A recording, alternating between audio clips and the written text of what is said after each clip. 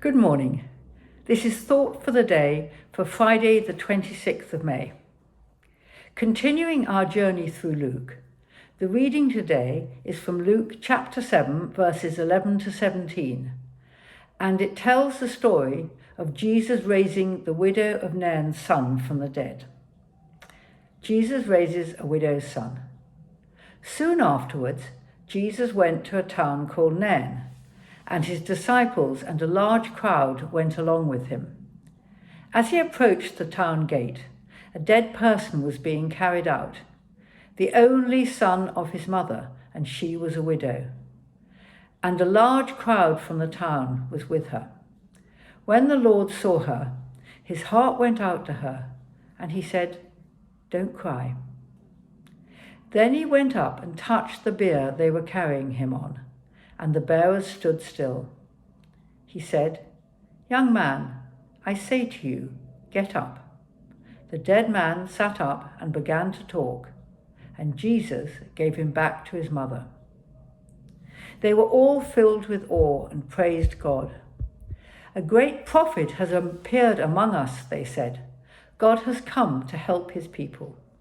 The news about Jesus spread throughout Judea and the surrounding country. There are 3 stories in the Bible where Jesus interrupts a mourning ceremony by raising someone from the dead. This is the first of them. The other 2 are the raising of Jairus' daughter and the raising of Lazarus, a close friend of Jesus. This is not to say that Jesus didn't bring others back to life after they had died, but like many other miracles, there was not room for them all in the gospel accounts of Jesus' life.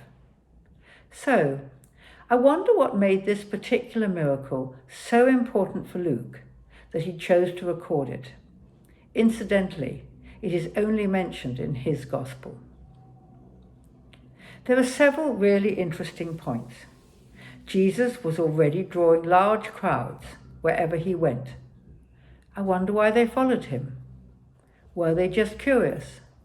Did they believe that he was a prophet or even the Messiah? How many of them ever really understood during his lifetime that he was the Son of God? Some of them clearly did, and it is worth noting the centurion's comments in the preceding passage. His understanding of Jesus' spiritual authority made Jesus marvel, and Jesus said, "This was great faith, worthy of praise." The story illustrates that, while the fame of and popularity of Jesus continued to grow, it came out of a chance meeting. Jesus was traveling along the road when he met a large funeral procession coming out of Nain, a town about 6 miles southwest of Nazareth. Any funeral is a tragedy, but this was a particular loss. The dead man was the only son of his mother, and she was a widow. The loss of her only son meant a miserable future for the widow. And she had not only lost her son, she would have no means of support. But Jesus immediately understood and clearly felt great compassion for the widow, giving her hope despite the tragedy of the situation. When he said, "Don't cry," he must have already known what he was going to do. This was the first time that Luke referred to Jesus as Lord, as if to emphasize Jesus' full identity and power as the Son of God. Luke then gives us the vivid image of an open coffin. Jesus looked at the young man, and although he was dead, Jesus spoke to him as if he was alive. The young man immediately sat up and began to talk, and Jesus gave him back to his mother. She was saved from her life of poverty and exclusion.